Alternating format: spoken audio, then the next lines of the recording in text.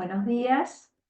Bueno, a través de esta presentación vamos a abordar las tres familias que faltaban para completar el orden Lepidópteros, que son la familia Crámbidos, la familia Geléquidos y la familia Grafolítidos. La primera de estas familias, la familia Crámbidos, tiene una especie que es importante para el cultivo de maíz, que se llama Diatraea sacharalis, cuyo nombre vulgar es gusano de la caña de azúcar. Específicamente, este lepidóptero es una polilla que tiene una importante actividad nocturna. Prefiere realizar los vuelos al atardecer y primeras horas de la noche, no tanto durante toda la noche como lo hacen otros lepidópteros. Este insecto tiene diferencia de tamaño entre macho y hembra. Normalmente la hembra es de mayor tamaño. Ambos, macho y hembra, se caracterizan por tener los palpos labiales muy desarrollados, es una característica de familia. Fíjense que salen hacia adelante con una forma como de B corta, y además se caracterizan por tener en el primer par de alas dos líneas oblicuas con una mancha central más oscura, mientras que el segundo par de alas es de color más claro. Esta imagen que tienen acá a la derecha, que visualiza bien cómo es un adulto de Diatraea sacharalis, bueno, está tomado de una caja entomológica, por eso en la parte central van a ver la presencia de un alfiler entomológico.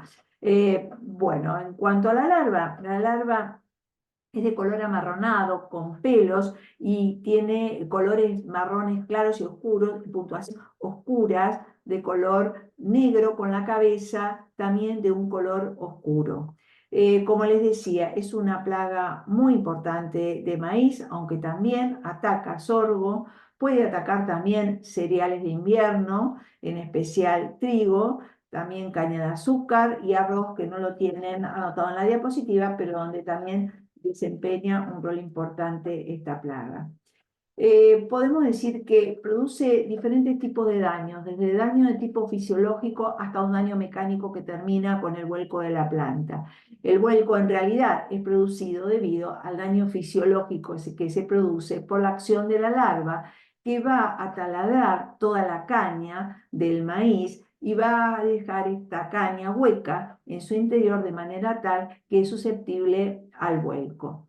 Esto se produce especialmente en aquellos maíces que son sembrados de manera temprana, en septiembre o principios de octubre, en aquellos lugares donde tienen temperatura de suelo acorde, y en ese estado tempranamente las plantas comienzan a quebrarse y a volcarse. Se estima que anualmente se pierden en la producción de maíz entre un 10 a un 20%. Esto significa que cada 5 hectáreas sembradas, 1 hectárea es comida por el barrenador del tallo, a pesar de todos los esfuerzos que se hacen con el uso de los maíces BT. Esta sigue siendo una plaga que tiene gran importancia en el maíz. Uno, por su comportamiento, porque va a producir, digamos, el ruido de la caña con esa actividad que tiene en su interior, lo que va a dificultar en el momento de la cosecha. Y otra, además, por la relación que tiene el ciclo de esta plaga y su persistencia en el suelo de año en año. Acá vamos a ver a través de este video cómo la larva, que puede penetrar por cualquiera de los puntos, como están señalando ahí en una caña. Esta es una caña de azúcar específicamente, pero el video es demostrativo y muy bueno. Se ve que queda la caña totalmente comida, en su interior queda totalmente hueca, lo cual va a favorecer ese vuelco que les comentaba anteriormente.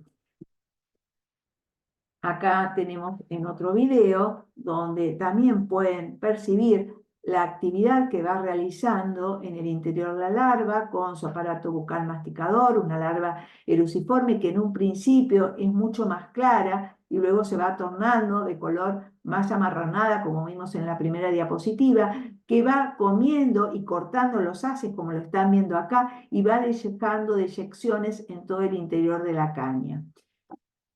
Seguimos con la próxima diapositiva y esta, bueno, es una imagen donde no tenemos una animación, pero de por sí muestra claramente lo que se produce en el interior de la caña, que queda totalmente hueca, con los haces totalmente destruidos. En sorgo también les comentaba al principio que produce importantes pérdidas. Los más sensibles son los sorgos azucarados, atacan también hasta las panojas, y en este tipo de cultivo, cuando va incrementando la temperatura y va desarrollando el sorgo, se van intensificando los ataques de esta plaga, y luego finalmente termina con un vuelco de la planta y la imposibilidad de poder cosecharlo. En ese caso tendría que ser destinado a otro uso, como podría ser para alimentación. En cereales de invierno, acá les menciono en trigo, pero en general puede atacar cualquiera de los cereales de invierno, y sobre todo ataca cuando sale en la etapa final de la invernación, o cuando reinicia y comienza su ciclo en el mes de octubre aproximadamente. Ahí va a atacar el trigo, que se encuentra en espigazón, y va a producir un orificio en la caña, como estamos viendo acá, taladrando también la caña, produciendo un corte de los haces, de tal manera que en el momento de la cosecha lo que vamos a observar va a ser un daño que se va a manifestar como espiga blanca. Otra espiga blanca más de las varias que vimos a través de las distintas plagas, como vimos en el Saraviridula, vimos con el caso de Prosalix rufus, como vimos en el caso de la presencia de chinche, entre las que recuerdo para mencionarles, también en el caso de Diuraphis noxia. Son todos casos en los cuales se presenta espiga blanca, pero fíjense que la sintomatología del ataque en este caso es distinto. Se ve claramente como la larva ha penetrado dentro de la caña que corresponde a la espiga y la va taladrando por dentro, dejando las deyecciones en los alrededores. Les comentaba que una de las particularidades que tiene esta plaga es en cuanto a su ciclo biológico, que nos va a dejar la forma invernante en el suelo y que va a persistir de una campaña a la otra en los barbechos o en lo que queda en los residuos que deja el cultivo especial de maíz. Podemos decir que al final de un año de producción, o al comienzo del siguiente, la larva invernante va a ser la que se va a activar y va a ser la que va a reiniciar el ciclo. O sea que el ciclo lo iniciamos con la larva invernante del cultivo del año anterior, del cultivo precedente. Esta larva invernante va a aparecer aproximadamente en el mes de octubre, es la que cumpliría la cuarta generación, y en ese momento entonces va a dar lugar a oviposiciones que en un principio son de color amarillento, blanquecinas recién puestas, amarillentas cuando ya las comenzamos a observar, y que van tornándose de color cada vez más fuerte a medida que se produce la incubación de ese huevo y el desarrollo de la larva. Esas oviposiciones son cubiertas por una especie de fluido, lo que da el aspecto de una escama. Como les comentaba, a medida que va marcando o intensificando la coloración, pasando de la coloración blanca a la coloración anaranjada, nos va a indicar que se están por producir los nacimientos. Aproximadamente se cumple una semana desde la oviposición. Piense que este insecto tiene un ciclo de aproximadamente 75 días, y que pasa como larva aproximadamente 45 días, o sea que el estado larval va a ser el más activo y va a ser el que mayor daño nos va a producir. En realidad, en total pone de unos 400 a 500 huevos, que los va distribuyendo en grupos, como ven acá, desde 15 hasta 35 huevos, y que tienen la particularidad que antes les mencioné. Al cabo de una semana, entonces, cuando toman una coloración fuertemente anaranjada, se produce el nacimiento de las larvas, que en un comienzo son muy pequeñitas, de color claro, y que tienen la cabeza oscurecida, comienzan a alimentarse activamente del parénquima foliar. En este caso, producen en el parénquima foliar orificios circulares, como estamos viendo en la imagen de la derecha, y va a pasar o va a evolucionar en su ciclo pasando al segundo estado larval, en el cual va a comenzar la destrucción que nos va a afectar en la etapa que sigue. Una vez que abandona la hoja y en el segundo estado larval comienza a buscar la caña para penetrar, hace un orificio dentro de la caña y comienza su actividad de vaciado de la caña, de corte de los haces vasculares, que va a terminar cuando desarrolla en el quinto estado larval, siempre dentro de la caña, y que va a buscar un orificio de salida, normalmente en la base de la planta, donde se va a preparar para empupar si es que se produce una generación inmediatamente o que va a quedar como larva invernante. Normalmente, así como hemos visto en otras especies, esta especie preserva un cierto porcentaje de su generación, quedando como larva invernante para poder reiniciar el ciclo en la generación siguiente, en el cultivo siguiente, que como les comenzaba, que normalmente comienzan a atacar a mediados de octubre o a fines de octubre en la región. Si bien esta no es una región maicera, en la zona maicera desarrolla y produce unas 4 generaciones anuales. La larva invernante de la última generación, de la 4ª generación, es la que va a iniciar el año en el cultivo. Bien, creo que he puesto todo lo que corresponde a este ciclo y pasamos a la siguiente, donde nuevamente les quería mostrar mediante estas imágenes cómo desarrolla el ciclo, los orificios que produce en la hoja, que es lo que nos va a poder permitir identificar que la larva está activa y que en este momento está por penetrar en la caña. Tengan en cuenta que una vez que la larva entró dentro de la caña, como vemos acá en la imagen inferior, ya no podemos hacer nada, no podemos hacer control porque ya va a estar protegida dentro de la caña y no nos permite avanzar con el control. Ya los daños van a ser imparables dentro de ese cultivo. Una vez que penetró en la caña, como les muestro acá en la imagen que tienen a la derecha, va a producir entonces el vaciamiento de toda la caña de manera longitudinal hasta dirigirse a la base, como ven acá, donde va a estar como larva invernante preparando la salida o como pupa. Piensen ustedes que el adulto va a tener aparato bucal, chupador en sifón, por lo tanto, le va a costar emerger, tiene que haber preparado la larva, el orificio para poder emerger y salir a la superficie. Entonces, en los tocones, en el lote donde hay producción de maíz, va a quedar como larva invernante o como pupa para el año siguiente. Bien, ¿cómo monitoreamos? El primer alerta lo tenemos que tener en cuanto a la captura de adultos realizado en las trampas de luz. Normalmente, la captura de adultos que se produce en trampas de luz nos marca que en 2 o 3 semanas posteriores a esas capturas vamos a tener presencia en el campo de diatraea y que vamos a tener que estar monitoreando los huevos. Esta es una de las plagas que nos va a indicar el momento justo en el que tenemos que hacer el monitoreo. O sea, que captura de adultos en un momento nos va a indicar que tenemos que comenzar el monitoreo 2 o 3 semanas posteriores a la presencia de ese adulto. Y que luego, cuando no tenemos capturas de adultos, no debemos realizar monitoreo. Es una plaga que nos da estacionalidad, tiempos marcados para realizar el monitoreo. Ahí lo que tenemos que hacer, una vez que hayan transcurrido 2 a 3 semanas de la presencia de los adultos en las trampas de luz, es monitoreo de posturas.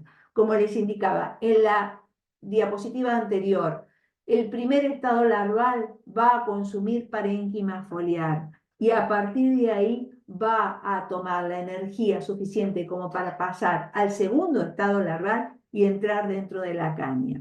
Entonces, lo que debemos monitorear son posturas, porque tenemos un periodo muy corto de tiempo entre las oviposiciones, el desarrollo del primer estado larval y la entrada dentro de la caña. Lo que vamos a hacer entonces es controlar o observar oviposturas en plantas dentro del lote. Normalmente, como siempre hemos mencionado, las observaciones las debemos realizar al azar. No nos sirve de nada realizar observaciones sobre un sector del lote, sino que tenemos que dirigirnos a distintos puntos del lote. Por lo menos debemos tomar 10 plantas al azar, no seguidas, y debemos visualizar la presencia de huevos.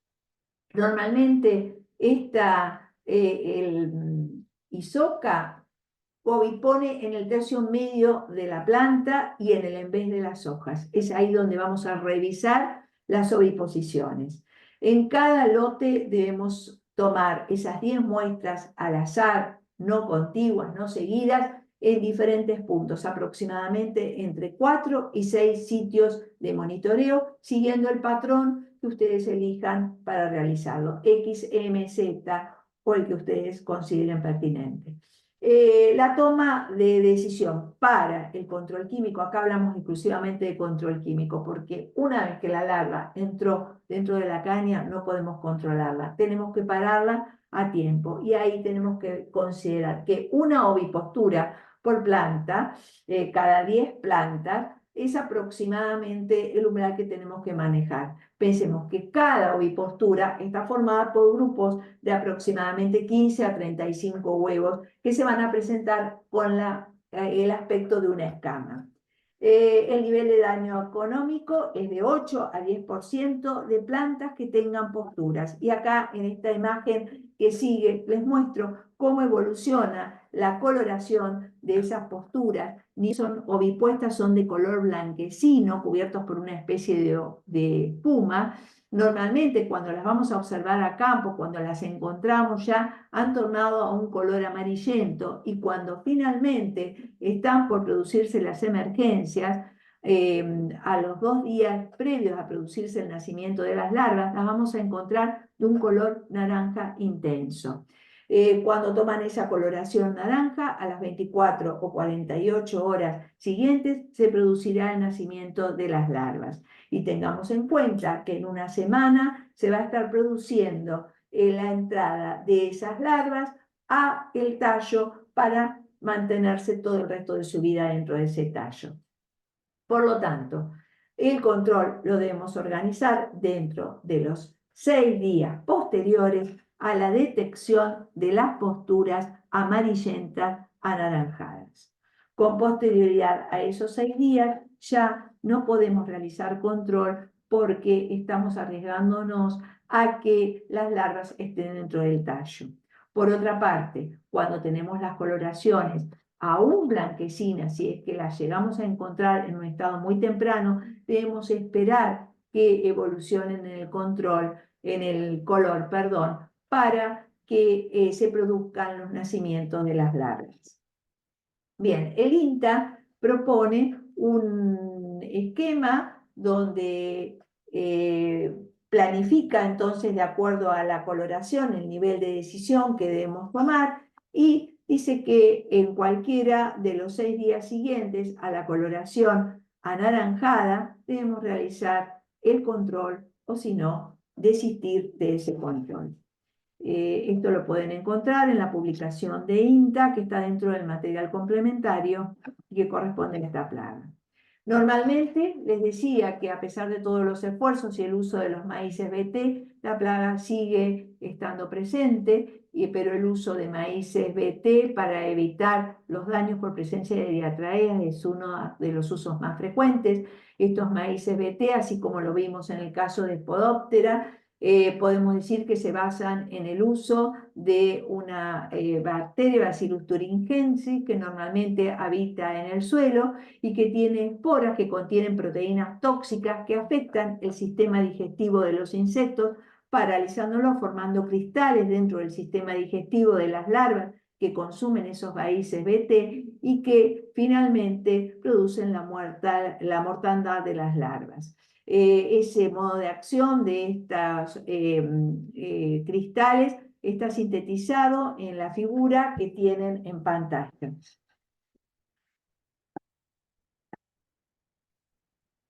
Bien, avanzamos. Estas toxinas CRAI, ya les he comentado que son inocuas para mamíferos, para pájaros y para insectos no blancos. Hay varias proteínas CRAI, se ha trabajado en los últimos años y cada vez se ha avanzado más, y hay especificidad en cuanto a las proteínas CRAI, como ya se los mencioné, para Helicoverpa caeae, para Agrotis spp, para Spodoptera frugiperda. Recientemente también han aprobado proteínas CRA para los gusanos de la raíz, Diabrotica spp, y también en soja para Clusianum. En este listado les brindo entonces los cultivos que pueden ser tratados con proteínas CRA, o que están modificados genéticamente, mejor dicho, para las diferentes especies que hemos visto en los diferentes órdenes, y ahí podemos ver el listado para las diferentes plagas como Spodoptera, Diatraea, Helicoverpa, Clusianum, etcétera, etcétera. Es simplemente un listado de referencia para que tengan idea. Conjuntamente con este listado es bueno mencionar, como vimos en Spodoptera, que debemos sembrar una superficie que sea no BT de aproximadamente el 10% cuando utilizamos esta tecnología, que van a actuar entonces como cultivos trampa y van a permitir generar insectos susceptibles para evitar entonces generar resistencia dentro de estos cultivos. Ya hemos visto que esta superficie de cultivo trampa del 10% debemos sembrarla en la bordura, como vemos en la imagen de la izquierda, o en el centro, que no debemos nunca mezclar los maíces susceptibles con los resistentes, y nunca tampoco realizarlo en las borduras impidiendo la entrada, porque esto no va a funcionar y no va a actuar como cultivo trampa. Entonces siempre recordar que es necesario colocar un 10% de la superficie sembrada con cultivos trampa para maíces no BT. Bien, hay también para esta plaga controladores biológicos, como son los neurópteros, que son controladores biológicos indiscriminados, como Chrysopalanata, o también huevos parasitados por microhimenópteros. En especial se utiliza el tricograma, que en algunos países, como ya les he mencionado, se produce comercialmente y se emplea comercialmente, pero esta práctica obviamente que no la estamos desarrollando en nuestro país.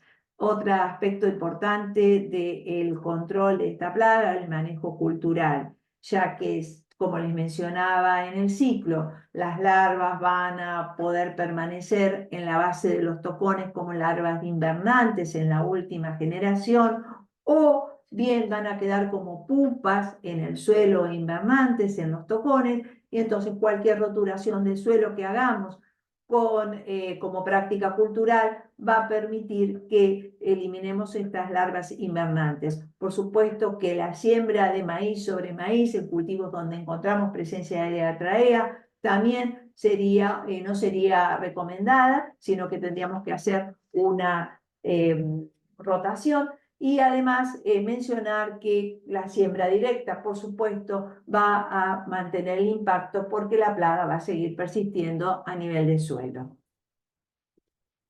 Bien, como complemento, les dejo material complementario para leer que tienen publicado en el Moodle y al cual ustedes pueden acceder, pero no quiere decir este material complementario que tengan que estudiar material extra a lo que hemos abordado en clase, simplemente para clarificar el tema.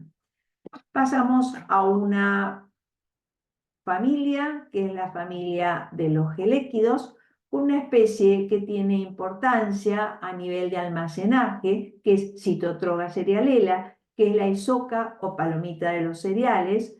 Esta isoca o palomita va a tener como hospederos trigo, cebada, centeno, maíz almacenado, y también subproductos de molienda como pueden ser avenas o pueden ser subproductos almacenados, que pueden desarrollarse a partir de un ataque que proviene del campo o pueden aparecer espontáneamente en el silo por algún grano que ha venido contaminado o algún rincón del silo o de material externo que tenemos en depósitos que no están siendo controlados. Ya que es un insecto que al estado de adulto es una polilla que puede volar, por lo tanto puede provenir directamente del campo o de otras fuentes de infestación. Lo que sí, esta plaga es una plaga de infestación primaria y el grado de ataque o la infestación primaria es producida específicamente por la larva que tiene aparato bucal masticador, mientras que el adulto lo que va a hacer es remitirse, acoplarse y colocar las oviposiciones en cercanía de un lugar donde la larva puede alimentarse. Pasamos a la siguiente diapositiva, donde podemos visualizar el ciclo biológico de esta plaga. Normalmente la hembra y el macho se acoplan y luego la hembra coloca unos 300 huevos reticulados, como es típico de estos coleópteros y que, lepidópteros, y como pueden observar en la imagen, aproximadamente coloca unos 300 huevos en depósito, también los puede colocar en el cultivo y sobre ese grano que coloca los huevos van a nacer las larvas, que por supuesto van a ser eruciformes y que van a buscar una fuente de alimento, haciendo un orificio en el grano y entrando dentro del grano para poder alimentarse y para completar su ciclo biológico. Desarrolla entonces en el interior del grano devorándolo, pasa 3 a 4 semanas como larva. Este 3 a 4 son semanas, no es 3/4 de semana, sino que son 3 a 4 semanas. Inverna como larva y sale para empupar en el borde del grano. Puede hacerlo adentro del grano si el grano está muy destruido, pero tengan en cuenta que el adulto va a tener dificultades para poder emerger si está dentro de un grano que está muy poco atacado. Pero en los granos que están totalmente atacados, que quedan solamente los bordes donde el endosperma ha sido consumido, puede llegar a empupar, o si no lo hace fuera del grano, empupa y reinicia ahí su ciclo biológico. Como es una plaga de productos almacenados, la rapidez con la que desarrolla su ciclo va a depender fundamentalmente de las condiciones ambientales. Saben que temperatura elevada y humedad van a acelerar los ciclos. Normalmente el ciclo entonces se cumple en unos 45 días y puede tener 3 o más generaciones anuales dependiendo fundamentalmente de temperatura y de humedad. Pasamos a la siguiente. Podemos decir que, como les mencionaba anteriormente, en el invierno, si la temperatura es baja y no hay condiciones propicias para el desarrollo, va a persistir en el silo, va a quedar esperando en el silo para que se den condiciones más favorables y que en el verano o en la primavera vuela al campo y ahí puede producir infestación, tanto de cereales de grano fino si lo hace en la primavera, como si lo hace en el verano de cultivos de maíz y de ahí iniciar en el silo para completar su ataque. Se sabe que cuando la temperatura está por debajo de los 10 grados centígrados, esta plaga no desarrolla, por eso les mencionaba que en el invierno queda en una especie de reposo en el silo esperando un aumento de la temperatura. Si estamos monitoreando en el silo, tenemos que seguir la misma práctica que seguimos para el caso de los coleópteros, nada más que tengamos en cuenta que es una plaga que por ser más tenue, es un lepidóptero, va a estar volando en la parte de arriba del silo y ahí es donde la vamos a poder monitorear. Los adultos se van a presentar en la capa superior, mientras que en el caso de los coleópteros vimos que los íbamos a encontrar distribuidos y que podían ahondar en la masa de granos debido a la protección que tienen en su cuerpo y debido al tamaño pequeño que tienen. Cosa que no ocurre con esta especie que la vamos a detectar fundamentalmente en la parte superior. Una de las prácticas en los casos en que se esté utilizando productos que van destinados a la alimentación humana es la colocación de trampas de feromonas en la parte superior del silo que van a atraer al sexo opuesto facilitando de esta manera un monitoreo. Es para monitorear presencia. Si no, en el caso de que tengamos que hacer un monitoreo del silo, realizando un calado de la mercadería, vamos a poder observar, junto con otras plagas, la presencia de este insecto si es que está presente. Bien, y abordamos la última familia, es la familia de los grafolítidos, con una especie que se llama Carpocapsa pogonela o Cilia pogonela, es sinonimia, que es conocido vulgarmente como el gusano de la pera de la manzana y es una de las plagas principales en la región del Valle. Tiene como hospederos principales la pera, la manzana, el membrillo, el durazno y el nogal. Principalmente desarrolla en pera y manzana y esto también está relacionado con las necesidades que tiene para cumplimentar su ciclo biológico. Acá en esta imagen podemos observar la larva que está naciendo de huevos que son colocados en las hojas. Ahora en la siguiente diapositiva vamos a hacer referencia más explícita al ciclo. Simplemente acá estamos observando la larva, que es una larva de color clarito, que tiene la cabeza oscura y que en su primer estado larval se va a alimentar de la hoja para después ir hacia el fruto y alimentarse del fruto durante todo su ciclo de desarrollo. Pasamos a la siguiente diapositiva, donde podemos visualizar el ciclo biológico. Este ciclo se cumple entonces cuando la planta de manzano tiene sus hojas y frutos en desarrollo. Ahí el adulto va a aparecer, se va a acoplar, macho y hembra, y comienza entonces la oviposición de huevos de manera aislada o en grupos de a 2, 3 huevos hasta completar un total de aproximadamente 70 huevos por hembra, que normalmente los va a colocar sobre las hojas y que transcurrido un periodo de incubación de unas 2 semanas, van a emerger las larvas que se van a comenzar a alimentar de las hojas, dejando orificios en el parénquima, en el primer estado larval, y que va a dirigirse hacia el fruto para entrar dentro de la fruta, haciendo un túnel, dirigiéndose específicamente hacia el interior del fruto, hacia la semilla, dado que este insecto necesita la pectina producida presente en la semilla para poder completar todo su ciclo biológico, sus estados de desarrollo. Dentro entonces del fruto va a pasar unas 3 semanas como larva, mudando, y luego va a pasar a pupa preparándose para salir, sale fuera del fruto, ya que el adulto no podría salir de ninguna manera dentro del fruto, puede salir por el mismo túnel que hizo la larva cuando ingresó al fruto o hacerlo por un túnel diferente o por un orificio diferente, dejando una marca siempre en los frutos que ahora vamos a ver en la siguiente diapositiva.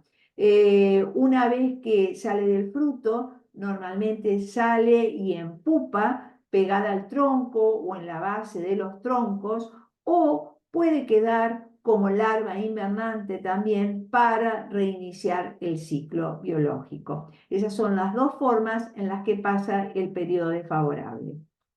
Normalmente, entonces, tiene 2 generaciones anuales y la principal problemática, entonces, está determinada porque tiene un muy corto periodo de desarrollo en hojas y que una vez que entra dentro del fruto ya terminamos con la posibilidad de poder controlarla. En la imagen siguiente, ahí les paso a mostrar. Fíjense que acá está en la imagen inferior, está nuevamente acotado el ciclo y está colocado en especial para hacer referencia a una de las prácticas que se utiliza. Esto fue ideado por el INTA de Chubut, donde ideó un sistema del cálculo de los grados días y que está relacionado la temperatura con el desarrollo de esta plaga. Se ha encontrado que por debajo de 10 grados centígrados esta plaga no desarrolla, no tiene actividad, así que en pleno invierno podemos decir que esta plaga no va a estar presente. Tenemos manzanos, peras, membrillos, durazneros, todos sin hojas, solamente con las yemas. En este estado la vamos a tener como pupa invernando en los tocones, cercano al suelo, cercano a los troncos, o como larva invernante de acuerdo a cómo haya terminado su ciclo en la temporada o en la campaña anterior. Luego, cuando comienza a aumentar la temperatura, comienzan a tornarse activas los primeros vuelos, la primera aparición de los adultos, como lo ven acá en el gráfico que está en la parte inferior, ven que se producen a los 90 grados día. ¿Qué significan esos 90 grados días? Es una suma térmica que se realiza tomando la temperatura diariamente, la temperatura que se produce a nivel de campo, a las 9 horas, a las 15 y a las 21 horas, donde esas temperaturas se van a sumar, se va a hacer un valor promedio y se le van a restar 10 grados y nos van a indicar entonces las temperaturas a las cuales la plaga esta desarrolla o es activa. A los 90 grados entonces les decía, a los 90 grados día, comienza entonces la gran actividad de los machos y de las hembras aladas, y entonces en este estado se pueden utilizar sistemas de monitoreo para saber si esta plaga está presente en ese lote en producción de manzano. Ahí se van a colocar trampas con feromonas sexuales femeninas, de tal manera que permita percibir los vuelos de los machos. Hay distintos tipos de trampas de feromonas. Ahora en la diapositiva siguiente les voy a mostrar cómo son estas plantas. Se colocan en la parte superior y nos permite reconocer el nivel poblacional de la especie. Sabemos que una vez que aparecen los adultos se van a acoplar y van a comenzar con la oviposición. El primer estado larval va a ser el estado larval en el que vamos a encontrar la larva fuera de la planta y en la que vamos a poder controlarlo. Y esto aproximadamente se produce cuando se suman los 250 grados día. Normalmente el ciclo entonces de Carpocapsa, tanto desde que comienzan los vuelos a los 90 grados hasta que se produce la aparición de las primeras larvas a los 250 grados días, continúa siendo evaluado con esos grados días. Es así que tenemos alarmas a los 250 grados días, a los 400, a los 700 y a los 1650 grados días. Esos grados días, como les dije anteriormente, es la suma térmica a la cual le vamos a restar 10 grados centígrados, que es la temperatura de desarrollo.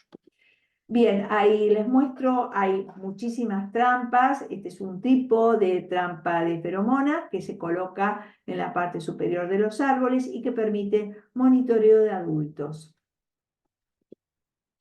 Lo que vamos a visualizar en el fruto, ni bien la larva entró, es una zona que empieza con un orificio y en la cual se empieza a producir una secreción en la parte de afuera a manera de un montículo y que se debe a la actividad de la larva y que después comienza a agrandarse en una zona mucho más amplia hasta producirse una especie de putrefacción en la zona que rodea a la entrada de la larva. Si hacemos un corte de un fruto donde está siendo atacado por Carpocapsa, vamos a ver que tiene un orificio de entrada, donde el orificio de entrada puede coincidir con el orificio posterior de salida, o bien puede hacer un nuevo orificio como estamos viendo acá.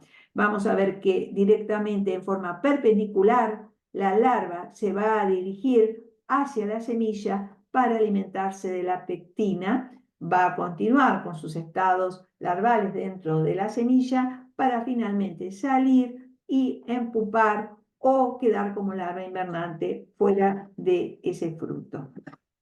Bueno, ahí en esta imagen podemos ver las pupas que pueden estar presentes en los troncos, en los tocones, en el suelo.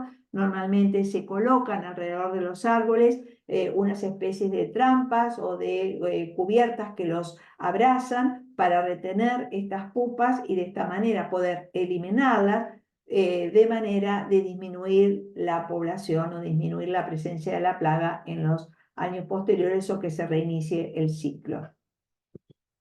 Bien, ¿qué es lo que debemos hacer entonces para el monitoreo? Debemos monitorear adultos con trampas de luz o con la suma de los días grados, como les decía, para saber cuándo biponen y ahí estar alertas para el control. Una vez que comienza la aparición de la plaga, debemos seguir durante todo el ciclo productivo de ese manzano en alerta y con monitoreo para establecer cuándo se van a producir las siguientes generaciones. Tenemos que tener en cuenta que los adultos, además de trampas de luz, se monitorean con trampas de feromonas que van a resultar en la atracción según la feromona que utilicemos, que una vez que la larva ha ingresado dentro del fruto, se ha alimentado del parénquima foliar y ha pasado al segundo estado larval, penetrando dentro del fruto, ya no vamos a poder realizar ningún tipo de control, que debemos tratar de eliminar entonces todo lo que sea pupa o larva invernante del suelo o de los tocones para disminuir la futura generación. Bueno, en cuanto a esta plaga podríamos hablar muchísimo, es un tema sumamente amplio porque es una plaga de gran importancia en la zona del valle, pero lo abordamos con mayor desarrollo en la zoología 2. Abordamos acá los aspectos principales como para que les permitan a ustedes interpretar el comportamiento de la plaga si es que tienen que manejarse algún día dentro de esta zona de producción. Bueno, con esto damos por terminado lo que corresponde al orden Lepidópteros, como les decía. Les dejo el material complementario que les va a complementar, les va a ayudar a entender o va a clarificar algunas de las cosas en las cuales no he sido muy clara. Cualquier consulta, ya les dije al principio de la presentación, los espero en la oficina del primer piso. Muchas gracias y nos vemos pronto.